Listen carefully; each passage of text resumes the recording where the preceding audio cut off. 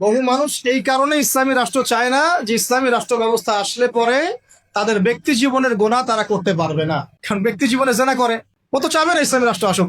ব্যক্তি জীবনে মদ খায়, ও তো চাইবে না যে মদ, আরে বাপরে বাপ, ইসলামী রাষ্ট্র আসলে তো 80টা বেত্রাঘাত করবে আমাকে, তাই না? ইসলামী রাষ্ট্র আসলে তো পরে কি করতে পারবে না। তখন তো আপনি ধরেন যে এই খোলামেলায় উন্মুক্ত কনসার্ট আপনি করতে পারবেন না। আপনি শুনলে বাসায় শুনবেন, ব্যক্তিগত ভাবে করবেন, জনগণকে পাবলিক করাতে পারবেন না, তাই না? ইসলামী রাষ্ট্র আসলে অনেক অনেক সমস্যা আছে, বা ওই সমস্যাগুলোর কারণে তারা আবার চায় না যে ইসলামী রাষ্ট্র আসুক। তো যাই হোক, একটা কথা বলে দেই, মানে কেউ চাক আর না চাক, কেউ চাক বা নাই বা চাক, আজ হোক আর কাল হোক, এই বাংলাদেশের বুকে ইসলামী রাষ্ট্র কায়েম হবেই হবে।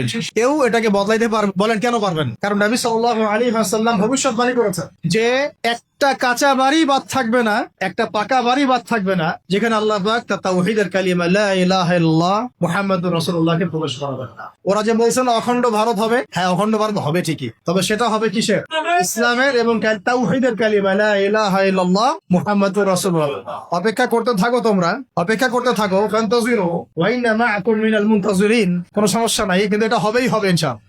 আর যে কথাটা আল্লাহ নবীজি মুখ দিয়ে বলেছেন, জেরুজালেম মুক্ত হবে এবং জেরুজালেম থেকে ঈসা আলাইহিস সালাম কি করবেন?